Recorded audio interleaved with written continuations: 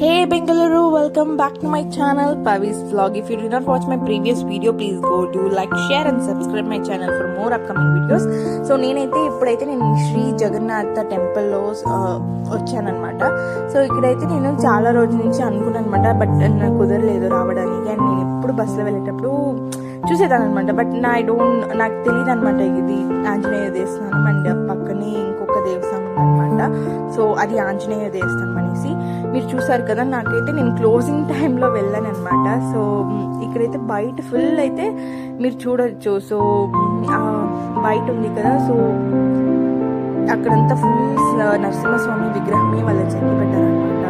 And నేనైతే కొంతసేపు ఉన్నాను, బికాస్ నేను వెళ్ళేటప్పటికే వాళ్ళు క్లోజింగ్ టైం అని చెప్పారు. అండ్ క్లోజింగ్ అని చెప్తున్నారు. అండ్ వీడియో కూడా వాళ్ళు లోపల తీయడానికి వదలలేదు, because like no videos not allowed, photos not allowed అని చెప్పారు.